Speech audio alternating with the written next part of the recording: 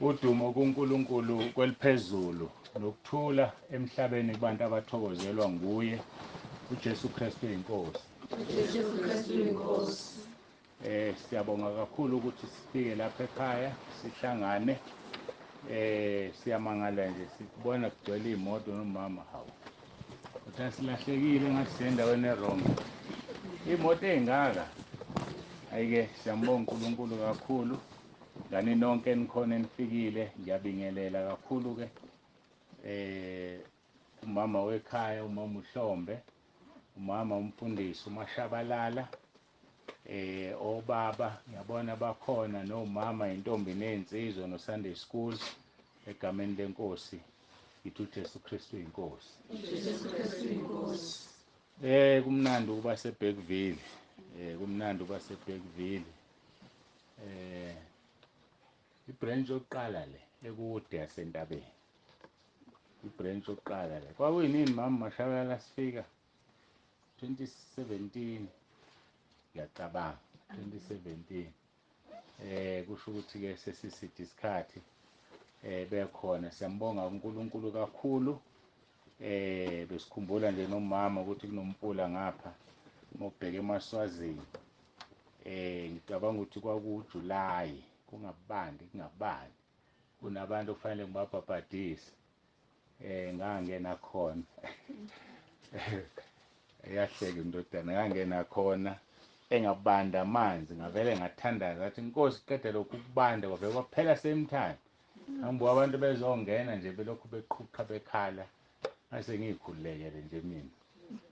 Siyambonga uNkulunkulu ngizama ukuthi sisuka kudeke nala okubuhlungu nje engibukayo.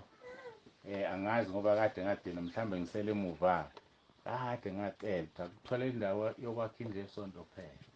Ngazi ke noma isikhona yini. Kodwa ke ngiyadlula nje ngithemba ukuthi mangiphuma la umfundisi uMashabalala uzongibriefa ngitshela ukuthi cha isikhona itholakele. Manje ngisaba lento yokuthi hey bazoze bani overtake eBergville. Yinendawo engicabanga zingakuzo 3 sezikhokhelwe zaqedwa. Ibiyiwe enye banqunyelwe futhi kufanele isibiyiwe kuthiwe ingapheli lenyanga sebekwe induna engabiyiwe. So ke enye ayikabiwa angizwa lutho la kuthule nje. Ngangitheke makudlula uJuly ngizoqala ngakhe kanti ke soba nenkinga yokuthi ke funa sakha amashawa ngale ekhaya elikhulu. Abantu bageza kabuhlungu mabefikile hayi ase right kaphelile kuselithapendwe nje. Kodwa sephelile amashawa awu26. So siyambonga uNkulunkulu kakhulu. Ngicabanga ukuthi kufanele mawuqala unyaka ozayo ke siqale sibheke nendaba yokwakha. Angidluleke lapho sibonga kakhulu ukuthi nibe khona nonke enikhona. Ngibona nomnambithi awuyazi bakithi. Umnambithi uyangijabulisa. Ibranch yesibili umnambithi eyalandela le. Kodwa manje angibabona abantu abadala basemnambithi. Angazi ukuthi sekwenzakaleni. Phela uSathane uyasebenza kahle. Uyasebenza uSathane. So ke kusizakala kumuntu ozila ukudla. Yabona umuntu ozila ukudla. Hayi uSathane uyakhathala, uyashaya nje. Ahluleke ngoba usuhlezi nenkosi mawuzila ukudla. Ngikhumbula uNkulunkulu engiqalisa umsebenzi. Ngaqala ngokuzila ukudla mina phambi bangime phambi kwabantu. Ngazila ukudla, uNkulunkulu wanginika u14 days. Ngakho ke ngizama ukuthi ake singakuthanda ukudla uma sifuna uNkulunkulu asisebenzise. Ngoba ukudla ikhona oAdam noEva bangena esonweni ngakho. No-Esau walahlekelwa ifa lokuzibulo ngakho ukudla. So ke umzalwane ongafuni ukuhlukana nokudla hayi akulula. Angiphathi ke maye umholi webandla ongakuthanda othanda ukudla nje hey bayapheka phela abazalwane. Awona uma uhamba umenyiwe hayi bayapheka. Manje kodwa kufanele uzinike ithuba lokuzila ukudla. Ungabalimazi futhi abazalwane ungafiki kubazalwane uzila ukudla. Ngoba bazolimala. Kodwa ibana lesi isikhathi sakho nje sokuzila ukudla. bese-ke uyahlala nenkosi kuba kuhle. Ithiphu-ke ngimnikeza yona-ke leyo. Uma ufuna izinto zenzeke zilukudla. Ngicabanga ukuthi akukho okuningi okufanele ngikusho. Indlela zethu bese nginalo mkhuba okuyimemezela la. Zisamile-ke okwamanje. Sizoyibona ngenyanga ezayo. Akuseduze kubona eThekwini 5 August sinenkonzo eThekwini. Isehholo eNew Germany, ayibizwanga muntu. uNkulunkulu uyibekile nje ngoba abazalwane baseThekwini baningi, kodwa ayikho ibranch eThekwini. Asisho ngalokho sizoyivula cha. Bese kuba-ke inkonzo zomama. Niyeza omama bebaningi kanje. Niyeza kodwa enkonzweni zomama. Kuthulekile nje kuthixwa. Phela kufanele ngazi kuripotwa kumina. Ngiyabazi abezayo, ngiyabazi abangezi. Ayike angidlule lapho ningaphuthela. Sesisesikhathini esinzima kakhulu. uJesu sezobuya. Manje njobe sezobuya nje siyadingana ukuthi sihlomisane, siyadingana ukuthi sicijane sikulungele ukubuya kwenkosi. Siyakudinga ubufakazi obufana nalobo esiqeda kubuzwa ukuthi ukuhlwithwa kwebandla kuyoba njani. Liyashizwi, siyalizwa, kodwa kuba okunye umuntu esekhuluma umbono. Hayi ngoba yabona uma singahlwithwa manje. Abazosala la phakathi kwethu bazobona ngeingubo umfunzanyana. Hawu. Fana neingubo uphi lo behlezi lapha. Yena lo bela useshonele. Mangahlwithwa nje nami ngobona ukuthi sebebancane nje kugcwele ingubo. Mangihlwithiweke nokubona kuselele iBhayibheli ngoba ngelihlwithi isuthi sisele phansi. Ngoba impahla ngeke ihlwithe. Ukuthi uyabona ukuthi usebonakele ngasala. Kubhlungu ukusala. Kubhlungu ukusala ngoba uyongena ezulwini ngegazi lakho hayi lika Jesu mawusalile. Yazi uma niyangizwa ngithini. Elakho igazi ileli lokuthi kuzobe sekwambula umphiko uKristu ubanjwe ibandla nje. Kodwa useyasebenza emfihlakalweni. Uzokwambula umphiko uKristu abasele bazoshaya u666 la ebunzini. Noma la esandleni. Awusakwazi ukungena esitolo uthenge ngoba usiyaskenwa kungena abano666. Abano666 abangasindisiwe. Ngoba abasindisiwe banjani? Bahlwithiwe. Osesele kuzovuka unembeza athi awungasala kanti lento okholwa ikhona ngempela. Babethi bakunika u666 unqa. Bakushaya. Wophe. Bakunqume ikhanda. Igazi lakho lelo manje. Uyokwazi ukuya ezulwini ngoba ufeleni uKristu. Kuyongena abafela uJesu. Hayi abasindisiwe nje bahlanzwa ngegazi likaJesu. Ngoba labo banjani bazobe sebehambile. Ungakufisiki ukusala. Ngoba ukusala usungena ngegazi lakho ungasangena endleleni likaJesu kunzima kakhulu. Hayi kunzima. So ke angazi ukuthi ngixoxelani ke lento kodwa ke sengifikile umama ufakazile la. Umama Mhlongwane usitshela indaba enkulu. So ke kuzokwenzeka kona sekuseduze kakhulu. Akube lona loyo ke azilungiselele indaba yokukholwa ayiyona inganekwane. Sidale uNkulunkulu ufuna sezulwini. Ngaleke kokuchitha isikhathi sizovula amabhayibheli ethu siye kwabaseFilipi.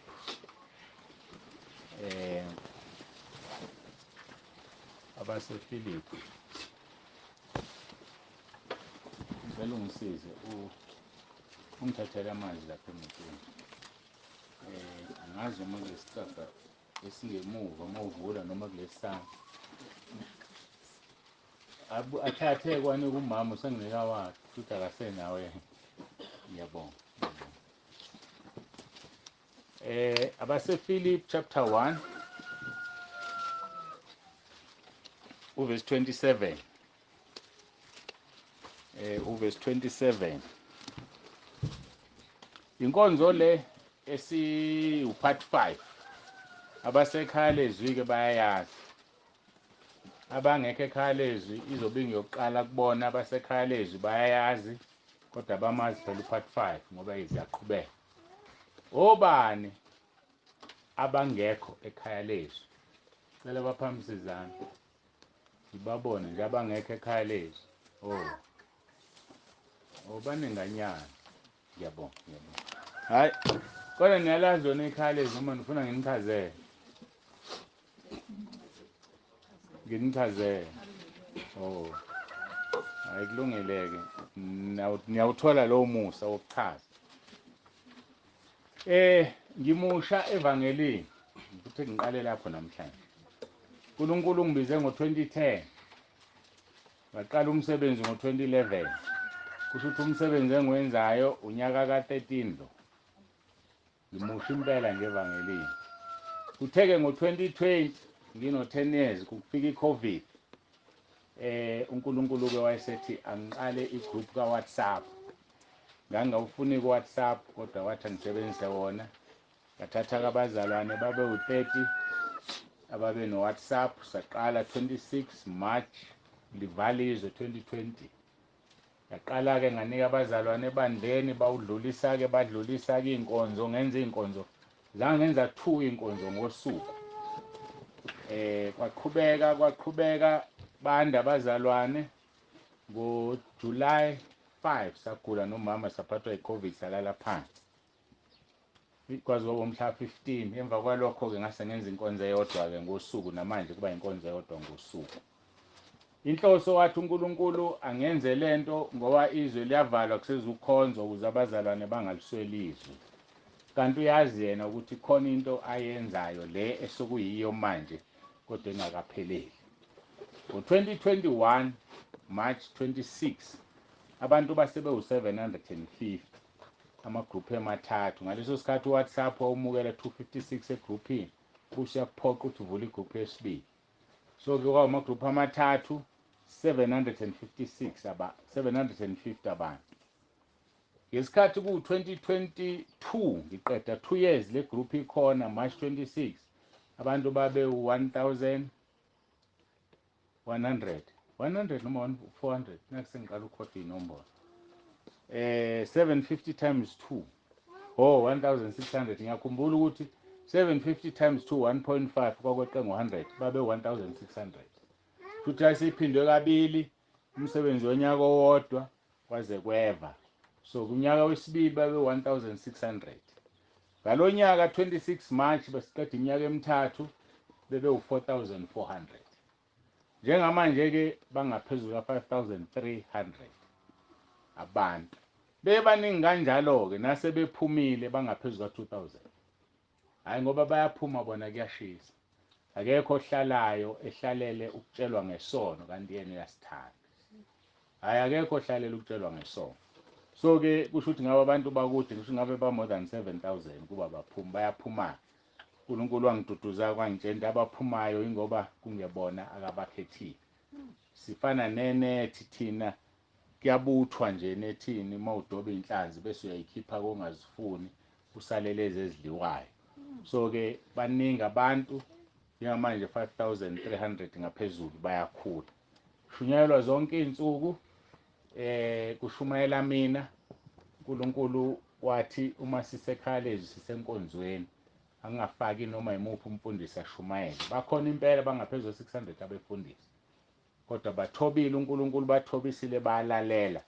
Kunalokho bangenzela isimanga-ke kulezi izinsuku. Abanye bathi sesicela ukuthi seluswe entabeni yendlu kaJehova kuyaboneleka. Kuyathusa-ke uma umfundisi eseze bandleni elinye ngenxa yeqiniso elikhulunywa ekhaya lezwi eze nabazalwane babo. Sibona uNkulunkulu-ke semsebenzini. Ngiyathobeka-ke kakhulu ngoba kungibeka ekuthenini ukube angilalelanga bangakanani abantu ababezosihogweni. Igazi labo belizofunwa kumina. Bona abantu abancane u-5300 ngizosha ngishele bona. Ngiyambonga uNkulunkulu ngokuthi ngalalela umsebenzi mkhulu-ke uyakhula. Bayangena imihla nemihla bayaphuma futhi imihla nemihla. Ilelo-ke ikhaya lezwi kuyakhulekwa kukhulunywa amaqiniso. uNkulunkulu uyawenza umsebenzi wakhe. Bayakhulekelwa abantu bayasinda abanamadimoni ayaphuma. Noma yini ufisa ukuyibona nabafile bayavuswa. Kuyangithobisa ke lokho ngoba abanye bavuswa umkhuleko ngiwenzile ngingekho lapho. Nengiwenze mhlawumbe ngonyaka odlule. Ngoba ngenxa yobuningi babantu angisakwazi ukubakhulekela bonke same time. uNkulunkulu sengenza isimkhuleke ready. Athi mayithi omunye ngiyagula nginalokhu ngivele ngiyodonsa lapha ngimthumelele ngoba ngisebenza kakhulu asikho isikhathi sokuthi ngikhuleke.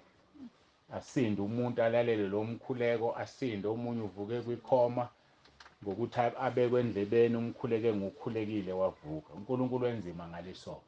Akumina ke uNkulunkulu. Ngakho ke mawufuna ukukhula kwezikamoya, ufuna ukuya ekhaya ezulwini, uzohlala ekhaya lezwi, ushintshe ulalela iqiniso elikhulunywayo, lingakulimazi ngoba usuke ngekho umuntu olimaze omunye. Ngisuke ngiyikhulumela ngingedwa lapha ekamelweni mangirekhoda, ngibona umuntu mina.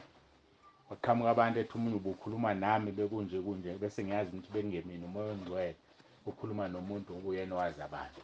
Ngidabona sengiqedile. Ngazi uma ke mawunombuzo ke nongibuza sesiphumile. Sizoya ke ngoba seFilipi oqala chapter 1 verse 27. Ngicela ukuthi ke ngikhuleke. Useyangazi impela ke ndodakazi yami ngilethele isihlalo. Kuyasho ukuthi sihlala nawe ke ekhaya. Baba egameni lika Jesu ophilayo, uNkulunkulu wethu onomusa, siyabonga kakhulu ukuhlangana nabantwana bakho kule ndawo yaseBergville. Nakuleli khaya lakwaHlombe siyakhuleka Nkosi ukuba ulibusise leli khaya, siqalekisa imimoya amandla obumnyama, amadimoni, amadevil worshipers.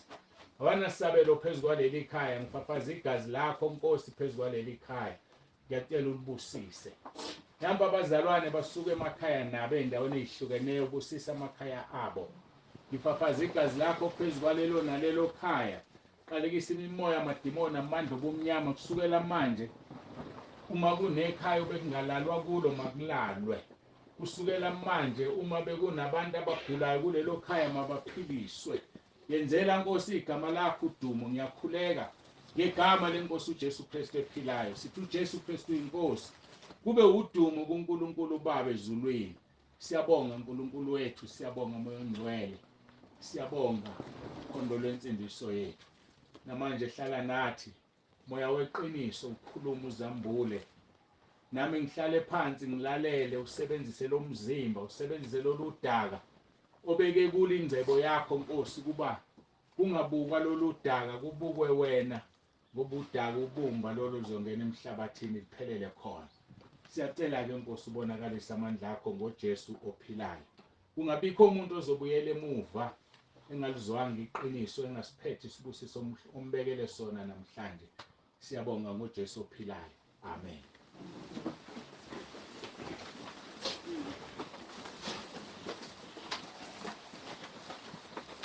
What a mighty God we serve.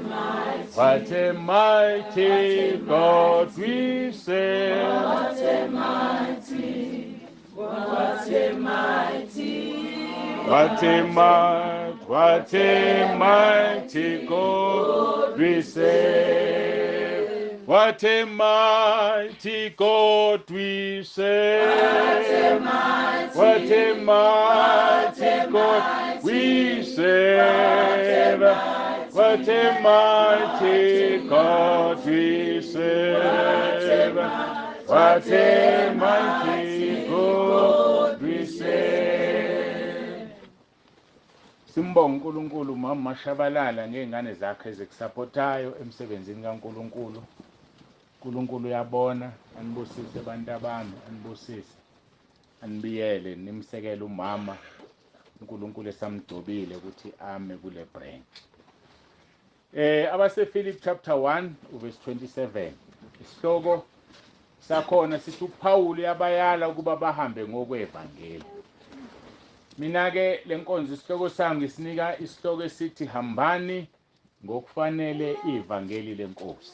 Hambani ngokufanele iVangeli leNkosi. Amavangeli maningi. Ayizindlela eziningi ezihlukene, nangomunye ubekhuluma la ifakazi ethi bayamtshela bathi thina kade sathethelelwa izono. Kuyamangalisa-ke ngoba isono umuntu uyasivuma ahlukane naso. Izaga 28 verse 13 lithi ofihla isiphambeko sakhe akayuphumelela. Lona othi kade sathethelelwa akaboni ukuthi usifihlile, yikho engaphumeleli nje. Bese lithi izaga 28 verse 13 kodwa ozivumayo azishiye uzothola umusa. Umusa kuNkulunkulu uthola ngoba uvuma isono wasishiya. Awutholi usavuma isono, kodwa uthola uma usubonakala ukuthi uyasishiya. Naw-ke abantu abangafuni ukuvuma izono bangimangalisa-ke ngoba kusho ukuthi step 1 wokuthi musuke usifihla isono sakho ubashayeli abawenzile. Ungakafiki ustep 2 wokuzivuma, ustep 3 wokusishiya kusho ukuthi into eqhelile kulowo muntu.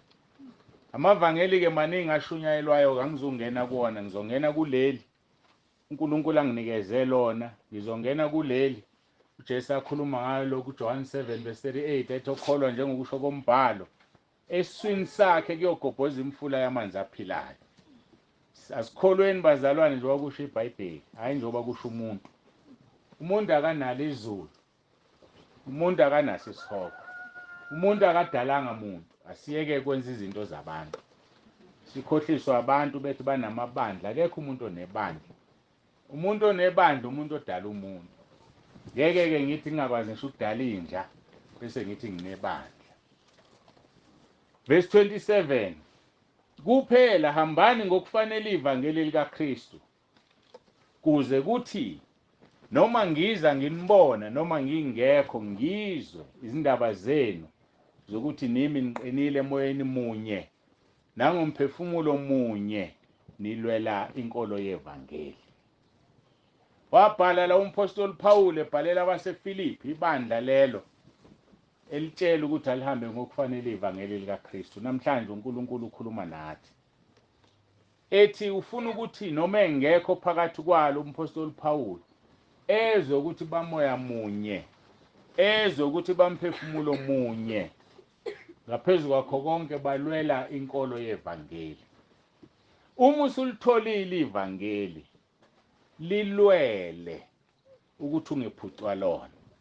Uma usulitholile iVangeli lilwele ukuthi bangalihuduleli phansi iVangeli lakho. Uqala endlini yakho ukulwela ngoba izinto zonakala emakhaya. Qala endlini yakho ukulwela iVangeli. Ungavumi ingane yakho iphoxe umsebenzi kaNkulunkulu. Ungavumi ingane yakho idonsele phansi iVangeli oliphilayo, ngoba uzohlekwa abantu bethi usibani uthi uyakholwa, bukani izingane zakhe zinjani. Usibani uthi uyakholwa, bukani ukuthi nokuthi izingcono nezethu aziwadle lama drugs adliwa ezakhe. Zingcono ngoba ezethu aziphuzi notshwala kodwa sikholwa. Ngakho-ke asilweleni bazalwane inkolo yeVangeli. Ngisishilo isikhali sokuqala sokulwela inkolo yeVangeli. Hayi yabona uma ufasta, hayi ukufasta kwenza izinto eziningi. Ngisho uJesu uqobo lwakhe ngaphambi kokuba aqala umsebenzi wokushumayela wadonsa 40 days. Eqeda nje ukubhabhadiswa wahamba ohlala entabeni insuku ezingama40 nobusuku obungama40.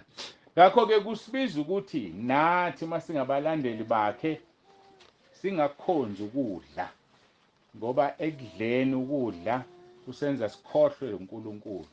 Kodwa uma singadlile ngisho phakathi kobusuku kulula nje ukuvuka ukhuleke. Bayazi-ke abangena emkhosini, kulula nje futhi kulula ukuthi uthulele uzumekile uphaphame uthandaza ngenhliziyo, umthandazo ongawazi uqale nini. Akukho ukudla esiswini, kodwa uma kuthiwa kunokudla esiswini, hawu ulala ukhohlwe, phupha ukungcola, phuphe yonke into engalungile, isisu sigcweleke lapho. So-ke ake silweleni-ke inkolo yeVangeli. Indaba-ke yaleli vesi isekuhambeni kwekholwa, ukuthi ikholwa malihambe ngokufanele iVangeli likaKristu. Indlela esihamba ngayo ifanele ukuhluka nendlela abantu bezwe abahamba ngayo. Akufanele uma ungumzalwane ufane nabantu bezwe. Wake wabuzwa yini umuntu athi hawu we mama usibani ukhonzana? webaba usibanibani ukhonzana, ngoba kusho ukuthi khona uphawu akalibonayo. Uma ungakaze ubuzwe lo mbuzo kunenkinga khona.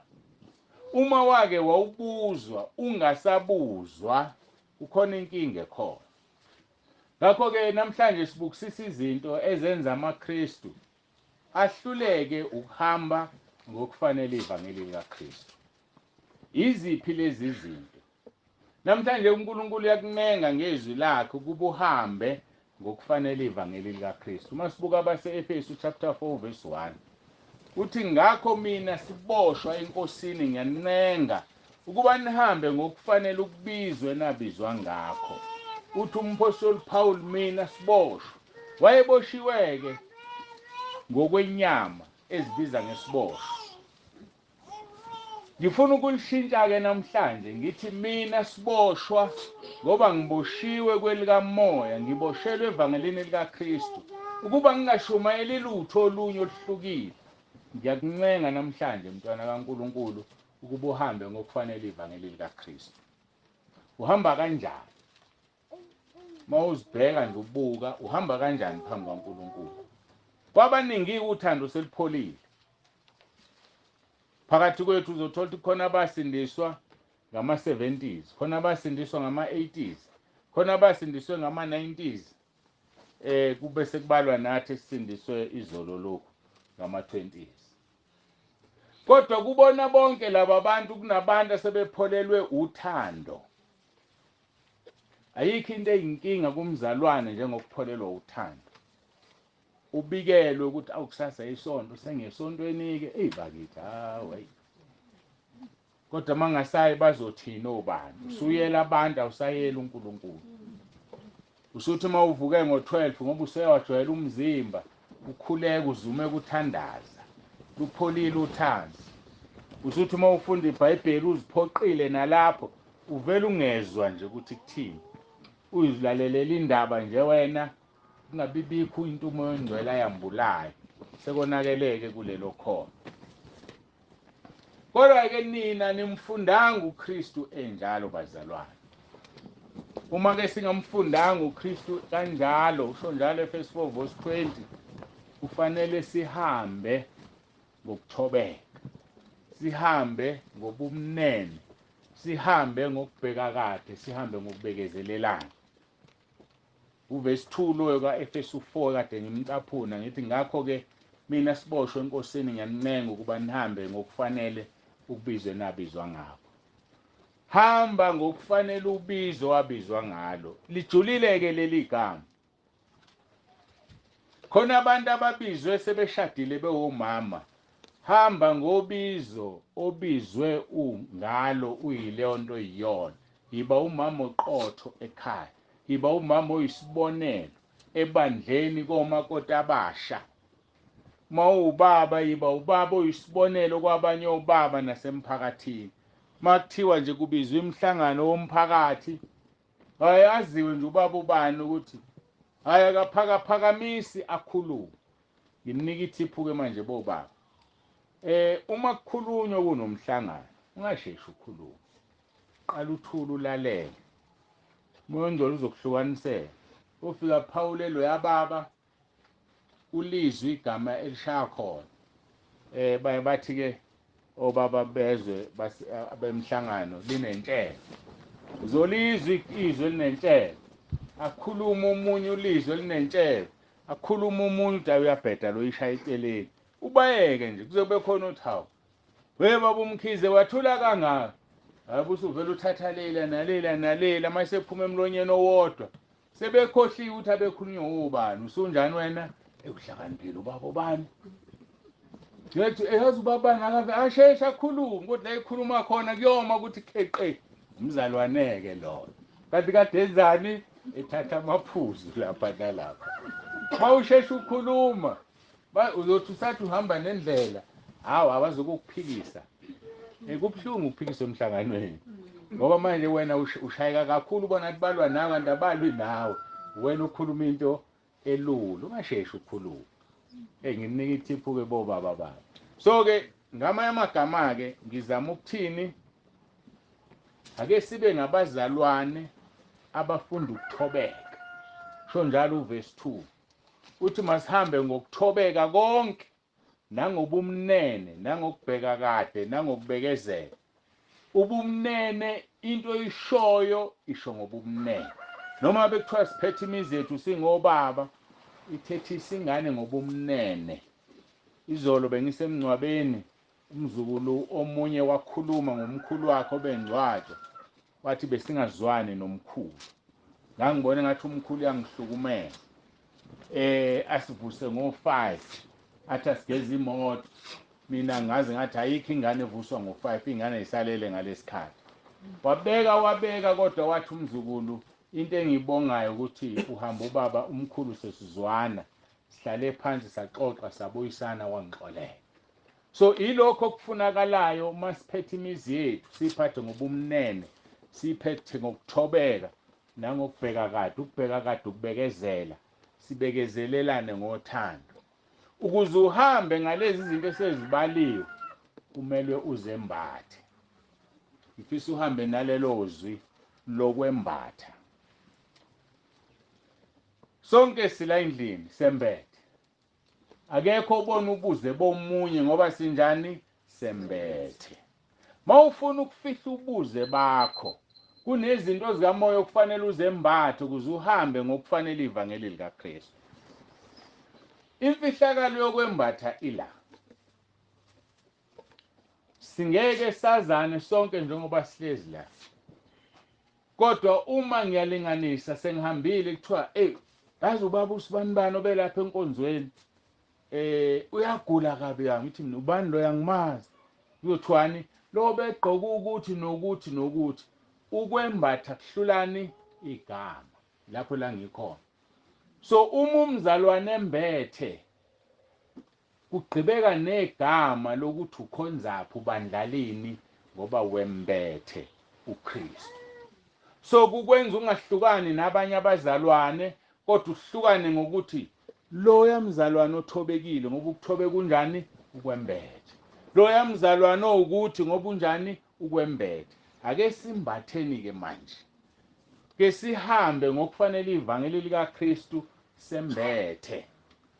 Ngoba njengoba ngisho nje umuntu angelazi igama lakho kodwa uyakwazi ukuhlonisa ngokwento ayigqokile. Ngisho uthuma ingane awuye kuloya mama ogqoke ulight blue. Awumazi igama nengane ayimazi kodwa uyambona ugqoke bani ulight blue. So ke ake sembatheni ke kwezikamoya ngoba lokho kuzosihlukanisa nabanye abantu. Yingakho kunohlobo oluthile lwempahla okufanele umzalwane alembathe lukamoya. Kuney'ngubo okufanele sizembathe. Angikho enyameni bazalwane. Ngiyacela ningilalele. Angikho evathweni ejoyinini kwananani. Konke lokho angikho kukho ngoba kukho okuzosikhipha ezulwini noma okuzosifaka ezulwini. Ngikhuluma ngokwelikamoya. Kolose 3 ke uverse 12 uthi ngakho ke ningabakhethiweyo bakaNkulunkulu abangcwele nabathandekayo. Nanti into ofuna kuyazi ukhethiwe njengoba sila sonke bazalwane sila ngoba uNkulunkulu esikhethile. Awufikanga ngephutha la. Kukhona abanye engizothi mase ngiphostele enkonzo. Athi umntawu kade useBergville Nkosi yami awungitshelanga ngani baba ukuthi useBergville. Useduze kabi nami. Uqinisile. Kodwa iqiniso elibhlungu lithi ubengakhethiwe ukuthi abela. Libhlungu ke lelo. Ngoba yena uyamthanda uNkulunkulu uzibona ubefanele abela kodwa ubengakhethele ukuthi abela. Lithi izwi ningabakhethiweyo bakaNkulunkulu abangcwele nabathandekayo. Bese lizothi yembathani ububele benhliziyo. Ububele benhliziyo bazalwane bembathwa kwelikamoya. Bese abantu bekubona bethi ave nobubele usibanibani. Kanti hayi ngoba enabo ubembethe. Lithi yembathani nesisa nokuzithoba nobumnene nokubheka kude. Uqala ukubheka kade. Ziyembathwa lezi zinto ngoba umzalwane ongazembethe ngeke alingene izulu. Ngiyasaba ngoba kuze kusho lapha kumaHebheru 12 verse 14 lithi ibani nokuthula nokungcweliswa ongenakho ngeke ayibone inkosi. ngeke nangengozi uyibone inkosi ungabembethe ububele, ngeke uyibone inkosi ungasembethe isisa nokuzithoba nobumnene nokubheka kade. Athi uverse 13 Carlos 13, nibekezelelane nithethelelane uma umuntu enensolo komunye njengokuba nenkosi yanithethelela yenzani njalo. Kuthiwa isihogo sigcwele abazalwane abangakwazi ukuthethelela, and abekho abantu abangakwazi ukuthethelela njengabazalwane. Mzalwane kulula nje alikhipha athi ngiyakuxolela kodwa ngizukhohlwa. Into efanayo leyo, uma uthi uyomxolela ungakhohlwa vele umxolele. Wena unenhliziyo yokubeka amagqubu, igqubu nje lelo. Ngenaphi umuntu umzalwane onegqubu ezulwini? Akangeni. Angithi phela inkinga ila uzothi usuhlezi ezulwini mawufe eqala, hayi aqhamuka, uma iqhamuka bese uyakhumbula ngisesemhlabeni sibanibani wangenza ukuthi kophuma wena ezulwini kuhlale yena. So ke asifanele ukukhohlwa, futhi sikhumbule ukuthi uNkulunkulu usiphatha ngendlela esiphatha ngayo abanye abantu. Umkhuleko wethu esawunika uJesu verse 12 kaMatthew 6 uthi usithethelela amacala ethu njengoba nathi sibathethelela abanye. So umuntu uyamxolela kodwa uzukhohlwa, utshela uNkulunkulu ngithethelele kodwa ungakhohlwa isono sakho. And iyodwa-ke into uNkulunkulu ayenzayo uma engasikhohliwe isono sakho ukuphonsa isihogweni one way. Angakasikhohliwe isono sakho. Lithi iBhayibheli izono zethu ziphonsa olwandle lokukhohlwa, yena ufuna ukuzikhohlwa. Wena uzomtshela ukuthi angithethelele enkosi kodwa ungakhohlwa. Umtshela kanjalo phela uma utshela umuntu lokho. Ngakho lithi nibekezelelane nithethelelane umuntu enensolo. Uma unensolo nomuntu, abantu bayesihogweni basukusola abantu ukuzinda imizindla emibi. Wadina nini ukuzindlela umuntu into enhle? Athi umuntu uma enento enhle ubusungambongeli, uma enento enhle kuvuka ugovana, kuvuka umona ukuthi angcono beyenzekele wena. Uma yenzekele ingane yakhe ufisa ukuthi ngakuthiwa eyakho. Mangaka amadoda usowashadise nengane yakho, hlangane nomfana umbone ehloniphe kodwa Nkosi yami angabe sathatha ingane yami. Mangaka amadoda ushadise nengane yakho, ngithi konke okuhle nje wena ukufunela ingane yakho, awuyiboni kodwa yonke wena uyonile yona yonakele, ayifanele ukuba umfazi kuleli yakhaya naleli yakhaya. Uyone kanjani ke ingane? Zibuka nini ingane zethu emakhaya? Nibadala noma umama noma ogogo, uvuka ngo5, uvuka ngo4, ingane yakho yengisho intombazane emini yovuka ngo7. Izoshada kumuphi umuzi ngempela mawusibheka nje? Izohlala. Kovuka indoda aqala izibekela amanzi, igeze, ihambe emsebenzini, umfazi ulele. Kodwa uyifunela le yansizwe into oyibona ukuthi iyasebenza. Webazalwane. Ulithi iBhayibheli yenza komunye njengoba ufisa kwenziwe kuwena. Uma upha umuntu into ngesilinganiso opha ngaso nawe uyophiwa ngaso. Lithi muphi ugqushe kugcwale khona nawe kuzogcwala okunika uNkulunkulu. Manje ke siyazifuna izinto ezinhle kodwa sihlule ukwakha izingane zethu. Azakhekile. Ake sifunde ukuzakha izingane zethu. Ayikho into ebuhlungu njengokuthi uyahamba ingcono ke lami kwathi kusemakhaya kakhulu. La kube kwathi kuma kusalokushana. Uyahamba ngemoto o8 o9 na intombazane iphethe isinki igqoka igown igqoka i-night. Izelwe njalo inomzali. Uthula uthini ingane iphuma negown iphethe isinki ukudla. Kusho ukuthi obvious ayigeza ayikho umuntu engathi eqeda ukugeza abeyele emapijameni. Kusho ukuthi ayigezile kodwa iphethe ukudla. Izokwakha muphi umuzi ngempela? Muphi umuzi ozowakha? Ngcono abantu abala ngathi badala abaningi. Asikho lezi ngane. So ke asakheni imizi yethu sifundise ukuphila impilo ethanda uNkulunkulu. Lithi ke iBhayibheli nithethelelane umuntu enensolo komunye njengoba nenkosi yanithethelela. Abazalwane abanensolo abangeni ezulwini. Kufuneka umuntu uma umsola umthethelele udlulise ngoba uma uhlula ukudlulisa kuzokwakhela igqubu kanti mhlambe umsola ngento engekho. Yikho lithi iBhayibheli uma umuntu enensolo umthethelele. Bese lithi kepha phezulu kwakho lezi zinto engizibalayo ezinjani ezembathwayo.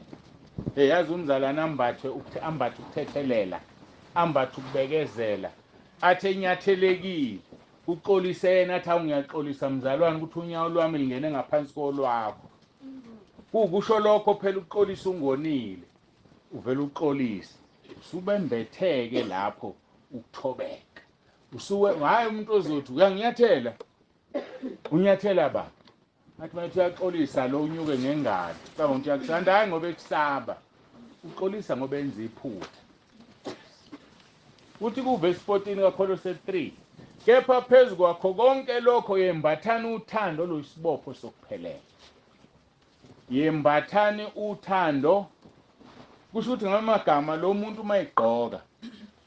Lezi zinto esezibaliwe ungazifanisa nezingubo zangaphansi nezinye ingubo zangaphezulu bese ubopha ijazi lakho ngaphezulu okuyisibopho sane sokuphelela. Umzalwane ongenalo uthando asikubeke nje singakuhlonizi ngeke angene ezulwini. Ngoba imiyalo mibili uJesu athe kubambelela abaprofeti uyona yonke ngithi uMathewu 22 mibili imiyalo. Wothanda inkosi uNkulunkulu wakho ngayo yonke inhliziyo yakho, ngomphefumulo wakho wonke, ngamandla akho onke nangengqondo yakho yonke. Ziwu4 lezi zinto. Abese ethi umyalo wesibili omkhulu wothanda umakhelwane. Yayibona imiyalo emkhulu emibili uthando. Thanda umakhelwane wakho njengoba uzithanda wena. Athi u1 John ngalena uzomthanda kanjani uNkulunkulu ongamboni uhlule ukuthanda umuntu ombonayo. Masisaphila impilo ukuthi mina yazi umama usibanibana ngimphile. Hayi yazi mina usibanibana ngimphile. Uzoze umphile wamdala yini. Ubani ongempela onomuntu ngoba akekho nomuntu. Wena funda ukuthanda abantu. Funda ukwamukela umuntu eyilento ayiyona. Funda ukunaka umuntu ngisho nokuthiwa uhlanya. Ngake ngayikhuluma lento ekhaya lezwi phambili. Ukuthi ngake ngamenywa le ePortshepstone egama lakhe ngiyoshumayela. Ngavuka ke mini nginkonzo zibantambama ngaye edrobheni. Mangibuye edrobheni ngumfundisi umama lo. Mangibuye edrobheni ngithola uhlezi uhlanya la everanda luyadla. Hayi ngilibingelele ngidlule. Lidla ukudla futhi okusila hayi ukudla okudlala. Ngidlule hayi bese ngitshela lo mama umfundisi athi hey uyazi lo muntu lo lo muzi wakhe ucashile ukude. Uthi kuyona yonke imizi ekhona la uvela aqonde kowami azothi ulambile. Ngimnika ukudla mangimngenisa endlini akafuni ukungena endlini. Lo mbona ehlezi phandle nje akafuni ukungena endlini. Futhi uyazibona nawe ukuthi ungcolile. Kodwa uthi akafuni sengimnenge ngamnene. Ngabuka ukuthi bangaka abantu abangavumela uhlanye lungene esangweni uhlalise phansi uliphakela ukudla kwakho okumnandi okuphekile. Noma ungavela umfakela uphuthu nje uphosa isishetshanyana esincane. Idla hamba uyanuka futhi wena. Hayi umbekezelele nje. Futhi umuntu uyambona ukuthi uphazamisana ngesikhathi esithile. Ngoba sabingelelana nje kahle sabuzana impilo kodwa ngasibona isimo sakhe nendlela agqoke ngayo nokungcola ukuthi uhlanya kahle kahle zasemgwaqeni. Babusisiwe abantu abakwazi ukunaka inhlanya zikaNkulunkulu. Babusisiwe abantu abakwazi ukuthobeka. Uthi mawulibona ulinaka uluphe ngoba nansi inkinga ekhona. Kusasa kuzoba uwena. Awumazi umuntu ufike la kanjani kwenzekeni. Mhlawumbe lo muntu lo ufike kulesi simo ngoba efuna ukuthesta ukukholwa kwakho. Ngesikhathi sakho uNkulunkulu uzomphilisa aphelele asindiswe angene ezulwini. Wena umnakanga yesihogweni. Ngoba uJesu usho kahle kuMathewu 25. Athi ukuhlulela kwendodana yomuntu qala lapha kuverse 34. Athi bayoma abalungileyo ngakwesokunene njengezimvu abangalungile ngakwesokhohlo. Athi uyothi kwabangakwesokunene zanini nonke nini enibusiso ubaba nidle ife nalungisela umhlaba ungakasekelwa. Athi ngoba ngangilambile wangipha ukudla. Ngangomile wangiphuzisa. Ngangigula wangihambela ngiboshiwe wafika kimi etilongweni. Futhi bazobuza abalungileyo bethi wawukuphi inkosi na? Uthi ngothi lokho kwenze kwabancane. sengithi-ke mina lokho kwenze kulolu yahlanya nalolu yahlanya, athi uJesu ongakwenzi kulolu yahlanya okwenza kumina. Uthini uma uhlangana nalo emgwaqeni? Uyalipha ukudla, uthando lola, sembatheni uthando bazalwane. Thina-ke sihlula ukuthandana sodwa sizingekho inhlanga. Mhlawumbe nomfowenu emndenini anizwani, dadewenu emndenini anizwani, nozwana nini. Lithi izwi lenkosi zamelana ukuthula nabo bonke nokungcweliswa ongenakho ngeke ayibone inkosi. Athi lapha kumaRoma 12, ngokwenu hlalisanani ngokuthula. Mayethi ngokwenu kusho ukuthi yiba umuntu ozamile wena ukuthi kungabikho ubutha phakathi kwakho nomfowenu noma nodadewenu. Mawuzamile uNkulunkulu okungenisa ezulwini, akungabi ukuthi uzamile umfowenu wena omekude. Wena mfowethu wangenza ukuthi ngiyeke phansi, ngeke ngikuxoleke, kodwa uzibiza ngomzalwane. Yembathana uthando bazalwane oluyisibopho sokuphelela. Ngaphandle kothando ngeke simbone uNkulunkulu. Awukwazi ukwembatha izingubo ezintsha. Yaqala lento. Ungakhumulile ey'ndala. Hayi ziyakhunyulwa ey'ndala. Ngeke uzembathe ezintsha ungayikhumulile ey'ndala ngoba lezi ezintsha zizovele zingcole zinuke njengey'ndala. Kufanele uzikhumule ey'ndala, number 1. Number 2, uhambe uyogeza. Kusuka iphunga lempahla engcolile. Usungazigqoka-ke eziklini ezintsha. Izindlela zakhe ezindala usungaziyeka uhambe ngezintsha. Manje khona abantu abavele basindiswe. Abamvumile uJesu, babemvumile abazivumile izono zabo. Kodwa basendleleni bathi basindisiwe. Gqoka ingubo ezintsha phezu kwendala. Bese iyalunguza endala. Hawu, sibani banigqoke kahle kanje. Kwavela into engcolile nje. Noma wanephungana lokungagezi nje. Kanti akagezile ngempela kwelikamoya. Lithi izwi lenkosi siyiphunga elimnandi kuNkulunkulu. Iphunga likaKristu. Ngithi uma ngichaza lento ngithi uma umuntu ephuma kuyogeza, kade geza ngensipho ilax. Uthi uma ingena endlini kunuka lensipho ayibe njani abegeza ngayo. Siyiphunga elimnandi kuNkulunkulu uma sigeze ngegazi likaJesu. Awusilona iphunga elimnandi kuNkulunkulu uma ungazani negazi likaJesu. Awukwazi ukuqhamuka usuzothi uma umuntu ekuKristu isidalwa esisha uba kanjani kuKristu ungageziwe. Angi-understand mina leyo. Awukwazi ukuba kuKristu. Ungakhumulile ey'ndala ingubo.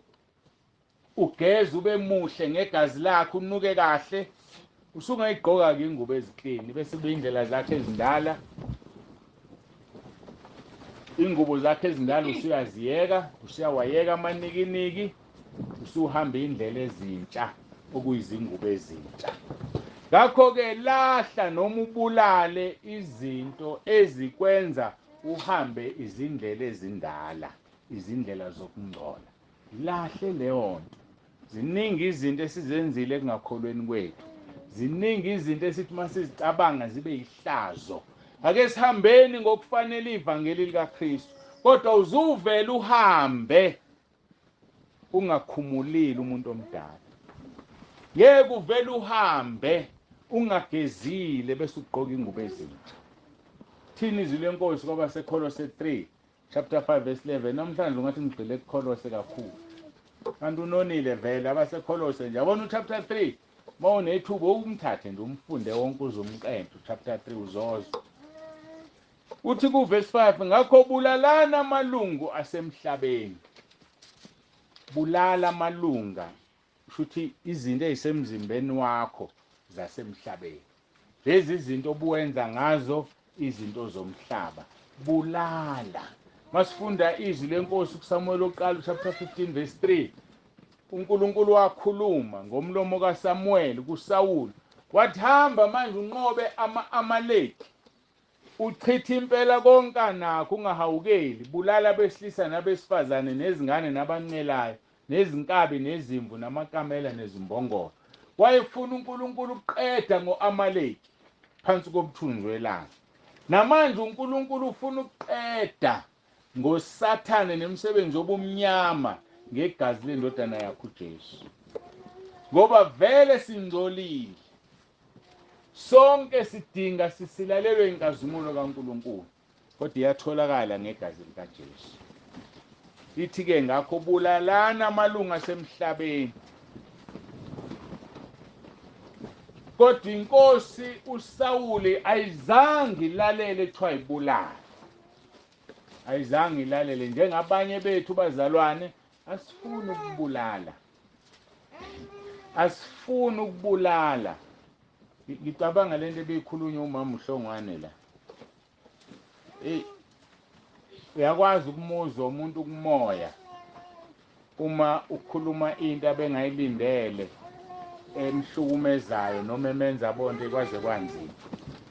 Ngiyamkhumbula ekhulumela lezi ingane zakhe ezingabathola abantwana, ethi ucela umkhuleko. Ngathi we mama, angimkhulekeli umuntu engamvumile uRoma 10:9, angimkhulekeli umuntu engavumile izono zakhe. Hayi, ngoba ngayinikwa leyo nkonzo bazalwane, yikho kubukeke ngathi uma ngikhuleka mina uNkulunkulu uyangizwa, kanti cha, yingoba senza izwi. uJesu uma ephilisa umuntu uthini? Uthethelela izono zakhe. Kufanele kugudluke isono kuqala bese kugudluka ukufa, ngoba isono esiletha ukufa. Hayi, awuzusinda isono sikhona, awuzubathola abantwana izono zingavunyiwe.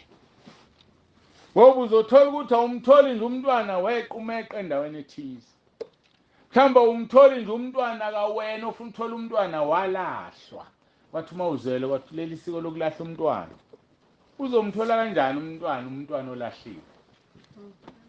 Ngoba phela ulahliwe, kufanele kusizakale eqala lo olahliwe ukuze ingane ezozalwa lapha ibe ngeyasezulwini. Manje-ke thina befundisi senze njani? Hawu, ufuna umntwana, khuleke nawe kusho ngokholo. Hawu, usezohlala umntwana uzomthola. Avele angahlali umntwana. Senamahloni lomfundisi wathini? Wathi umntwana uzohlala, esho naye ngokholo. Cha bazalwane, ilula lento. Tshele nje umuntu, vuma uJesu kuqala ngezwi, Roma 10:9. Vuma izono zakho, kugudluka izinto ezivimbayo, ngoba amadimoni ayamudla umntwana eseswini. Amadimoni afuna lento okuthiwa igazi. Angazi ingane zingaki uNkulunkulu asangibusisa ngazo. Omunye wayeseGoli kade ekhulekelwe, wafona esesekliniki, babunza ibandi, sesiyaphuma isisu, nyopha manje, khuleka.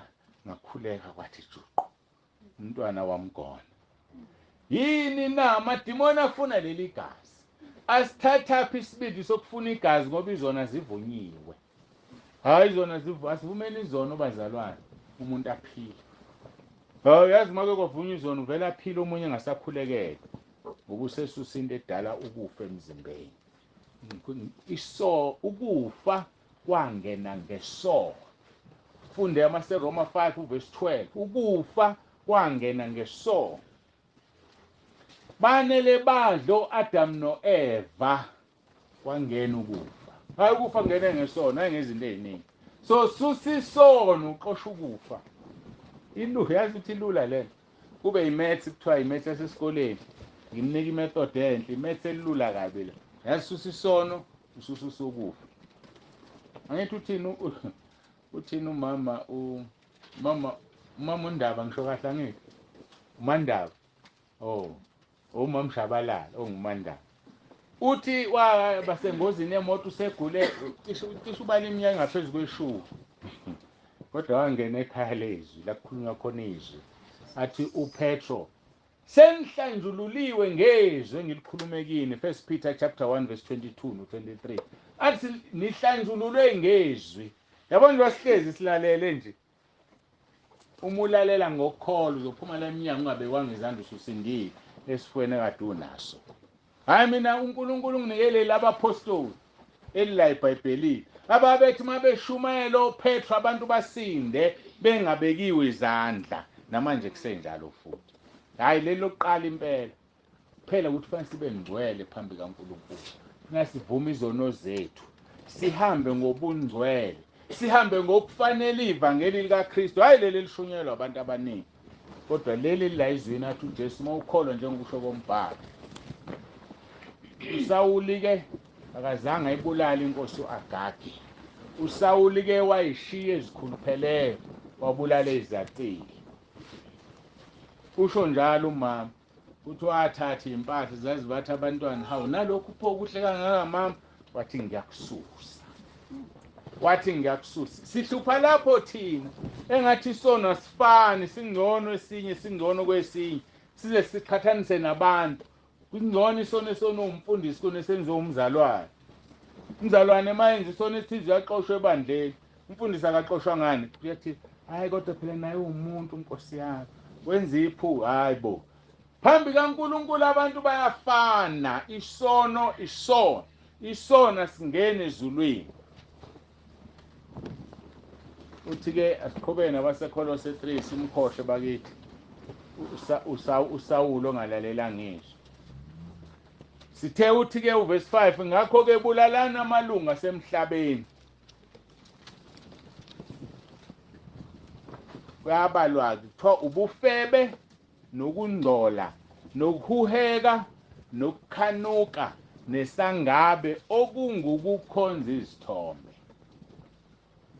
Bese nangu verse 6 ubuhlungu uthi okuza ngakho ulaka likaNkulunkulu. Bazalwane, ulaka likaNkulunkulu lulethwa izinto zezwe. Ulaka likaNkulunkulu lulethwa ubufebe ebandleni, ubufebe ekhaya. Ulaka likaNkulunkulu lulethwa ukungcola, lulethwa uhuheka nokukhanuka. Ulaka likaNkulunkulu lulethwa ukukhonza izithombe. Ufunda lapha kumaHubo kuthiwa bagula ngoba badla okuhlatshelwe uBhalipiyori, badla okuhlatshelwe izithombe. Mhlawumbe ugula nje nawe wadla inyama ekhaya kuhlatshiwe, kuthiwa kugeza usibanibani, wadla, yagula namhlanje. Sabathe bayakhuleka abafundisi ngegama likaJesu, hayi alisebenzi ngoba uxabene nomnikazi waleli gama. Uthe uzibiza ngomntwana kaNkulunkulu, wadla okuhlatshelwa amadlozi. Lweza ulaka likaNkulunkulu ahlala phezu kwakho. Andiyodwa indlela yokulisusa, woza kuyo uzilahle uzithobe. Ake sihambeni bazalwane ngokufanele iVangeli likaKristu. Siye kukhanuka, siye kuhuheka, ngoba siletha ulaka likaNkulunkulu. Sikhumbule isiqubulo sale nkonzo sithi hambani ngokufanele iVangeli likaKristu. Umuntu ohamba ngokukamoya akahlale ekumoya. Umuntu ohamba ngokukamoya ubethela inyama yakhe esiphambanweni. Umuntu ohamba ngokukamoya ubethela ukuhuheka esiphambanweni. Umuntu ohamba ngokukamoya uhamba ngobungcwele, ngoba umoya ongcwele othethe over emzimbeni wakhe. Alisondeli iphupho elimbi. Awukwazi ukuphupha abangasekho. Abazalwane bahlushwa ukuphupha abantu abangasekho. Yazi kusho ukuthini uphupha umuntu ongasekho? Khona omunye wayenaleyo nkinga, wangifundisa uNkulunkulu, ngoba mina kuNkulunkulu uyangifundisa. Wathi maye ngibiza ngo-2010, ngo-2011 ngahamba ngayoyisisa, ngayifaka ebandleni elithize engangicabanga ukuthi lihamba noNkulunkulu. Wathi uNkulunkulu angishongo mina ngena kwelinye ibandla, ngithe yakhe ibandla lami. Angifuni uhambe uyophathwa lapha. Wama ngikuthuma uzolokhu uthini? Ngisazocela ibishop lami ngitshele lona qala ukuthi ngithume endaweni ethile. Wathi angifuni uphathwe, ngifuna uphathwe yimi ngila ezulwini. Hayi-ke ngalalela. Ngakho-ke bazalwane, uNkulunkulu ufuna sihambe ngobungcwele. Sengililahlile leli phuzu elingise lapho. Uzothi omunye hawu ngiyazi ukuthi ngiye lapha ngithi ngilanda le ndaba engilanda isekho-ke isinyama lelo. Khona ufuna ukungikhumbuza bengithini? Aningilalele. Bengithini? Oh nakho ngiyabonga. Cha ngempela bese ngilahlekile. Mawuphupha abantu abangasekho. Ukhona ke lo munye umuntu oweza kimi enenkinga ephupha abantu abangasekho. Sathandaza naye yadlula kwesikhashana yaphinde yabuya. Angizwani ke mina nokuthandazela into eyodwa. Ngase ngiyabuza ngathi Nkosi, kwenziwa yini lo muntu aphupha abantu abangasekho? Sakhuleka kwanqamuka. Wayesethi uNkulunkulu umtshele ukuthi akathandaze kimi, abuze ukuthi sono sina asidla nalo muntu ongasekho. Ngamanye amagama kufuneka wazi ukuthi mawuphupha umuntu ongasekho umzalwane khona isono esinixhumanisile kwaphela nje. Khona isono sikuxhumanisile. Hoye mase ngimtshela ayawuthandaza uNkulunkulu uzokubonisa. Waseyangitshela ke wakhumbula wangitshela. Kodwa ngifuna ukukudizelela ke ilokhu. Ziwu3 lezi zinto. Mawuphupha umuntu ongasekho khona isono wasenza kuye okufanele usifune. Noma khona isono yena asenza kuwe okufanele usifune. Noma khona isono nina nobabili nasihlanganyela. Ziwu3 nje. Mawake wathola kodwa kulokhu noma ubambeke kukhona konke uzophila impilo engcwele akho uphuphele belokuvashela lo muntu ongasekho. Kusho ukuthini ukuthi wenza isono kuye?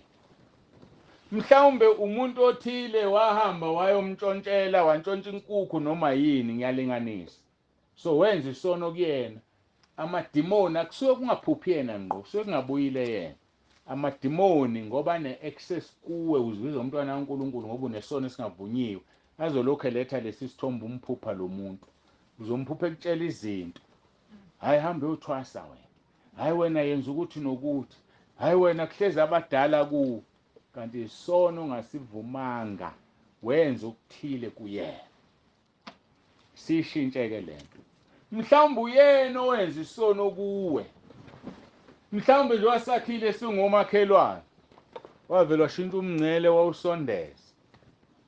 Naxoxisana nangezwana nadina niyekene wehlela ngezansi ngoba umzalwane kodwa lahlala igqubu. So kufanele uvume lesisono ukuthi wahlukumezeka kwahlala igqubu waze washona usibanibani. Mawungakwenzile lokhu uzomphupha. Noma kunesono nobabili enihlangene kuso. Mhlawumbe uphupha umama wakho ngiyalinganisa. Naphupha wakhula nihlupheka kunzima. Kwave kwadlala inkukhu yamakhelwana la. Wathi mama, hey, ngane yami, kasalidina isobho. Bamba le nkukhu sidle. Ngathi ngisenza nobabili. Gijima usemncane nayibamba inkukhu nayithutha nahamba umgodi nafihla amaqhubu. Nayipheka nadla isobho lamnandi. Uzomphupha lo mama wakho. Ngoba wenzani? Wanza isono nobabili. So ke umzalwane akufanele aphuphe umuntu ongasekho. Period.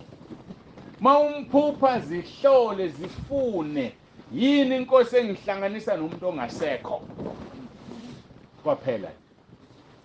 Niyabona ukuthi siyagcwala siyalungiswa siphila impilo engcwele. Abantu bahlupheka amaphupha amabi. La maphupha amabi keza kabi usathani kubhela kwesakho uzophupha ugogo ethi jike emva kwendlu kunemali. Ngempela movuke ekseni uthole kunemali bekwa amadimoni le mali. Jabula uyazi uzothwasa wena ugijima uyothwasa uthwa. Kanti usathani ubona lento ebekuNkulunkulu kuwe. Mhlawumbe wena ngumvangeli ongasuka umphansi. Mhlawumbe wena ngelinye ilanga uzoba umuntu ozovela uthi ngegama lika Jesu sukume besukuma isishosha siphume kwi-wheelchair ungazange usithinte. Bona leyo nto usathani uzokushanga abantu abangasekho ngoba abantu abangasekho sibasabisa kwenyoka. Ngakho ke besikhuluma ngezinto ezibulawayo. Ngifuna ukukhuluma ngesihloko sokugcina. Khona izinto ezibulawayo bese bakhona ezilahlwayo. Sikhuluma ngezinto eziphazamisa umzalwane ekholweni. Lezi ezilahlwayo ke zilalelisise kahle ngoba nawe mhlambe kufanele uzilahle. U2 verse 8 sisekwabaseKolose 3. Kepha kalokhu nani manilahle konke lokho ulaka nokuthukuthela nobubi nokuhlambalaza nokukhuluma amahlazo aphuma emlonyeni wenu. Lezi zinto bazalwane ziyalahlwa azibulawa. ngoba ngeke uyibulale lento le. Wenze njani? Uyayilahla. Into oyibulalayo ilento ekuwe, njengokuheheka kukuwe, ubufebe busenyameni yakho, bulala imizwa. Uthi uma ubona umuntu wesilisa, ubona ubhuti wakho, ubona ubaba wakho, ubona umkhulu wakho, hayi ubona isoka. Uthi uma ubona umuntu wesifazane, ubona indodakazi, ubona umama, udadewenu, noma ubona umama wakho okuzalayo. Ngoba injani? Ifile imizwa. Ngakho-ke lahlani ulaka. Mshumayeli 7 verse 9 uthi ulaka hlala esifubeni sesiwula. Make wathukuthela nje uthi ngaze ngayisiwula. Khona uzokwazi ukuthi kulahleke lolu laka. Zibize ngesiwula ngoba ubize omunye uzothukuthela kakhulu uthi yakuthuka, kanti akakuthuka ushizo. Lithi izwi ulaka hlala ezifubeni zeyiwula. Lahla ulaka, ulahla ukuthukuthela nobubi nokuhlambalaza nokukhuluma amahlazo. Abanye kabawakhulumi ngomlomo, bawenze njani amahlazo? Bawakhuluma ngenhliziyo. Yeke ukukhuluma wedwa, ukuxokozela nenhliziyo exokozelayo, ekhuluma indaba. Laba nenhliziyo exokozelayo ekhuluma indaba bayikhuluma sebelele. Leli umuntu uyahuma ukhuluma yedwa. Bathi kabazi yombamba ubhozo, uzobe sekhuluma kakhulu. Umusi yamuza ukuthi uthini. Athi uverse 9 okunye okulahlwayo, ningaqambelana amanga lokhu nikhumula umuntu omdala kanye nezenzo zakhe. Yekani uqambelana amanga. Bayathanda abantu ukuhlobisa indaba. Ngoba phela amanga achaziwe ezwakala kahle kuneqiniso. Ngoba sechaziwe, umbuzo after 2 hours sezokhuluma okunye sekushintshile. Ngoba kade wakho. Asiyeke uqamba amanga bazalwane. Athi uverse 10 nembathe umuntu omusha owenziwe waba musha, abe nokwazi ngokomfanekiso wamdalayo. Khona lo muntu omusha ongaphakathi okufanele enze njani? Simembathe. Sesikhulumile ngezinto ezembathwayo. Ithi embathani uKristu ukuze kungakavusi inkanuko emzimbeni wenu.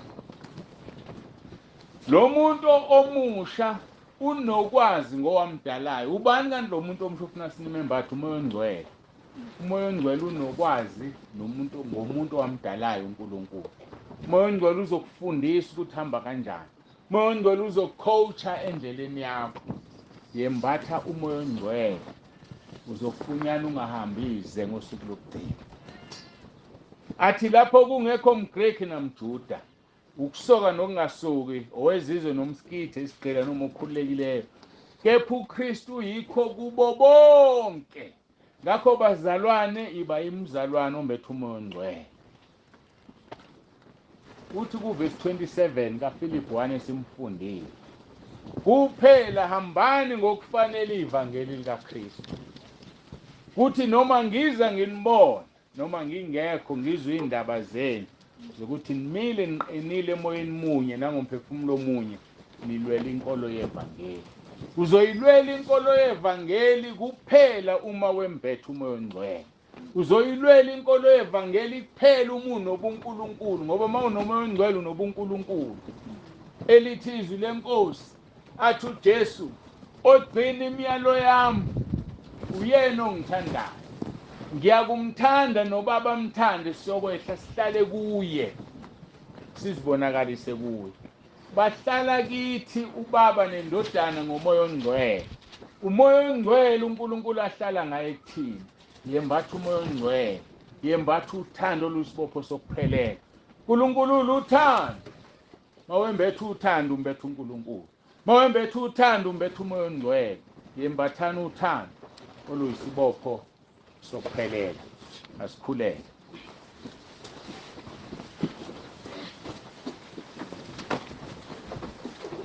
Baba, egameni elihle likaJesu ophilayo, siyakubonga Nkosi ngesifundo sanamhlanje ukuthi masihambe ngokufanele iVangeli.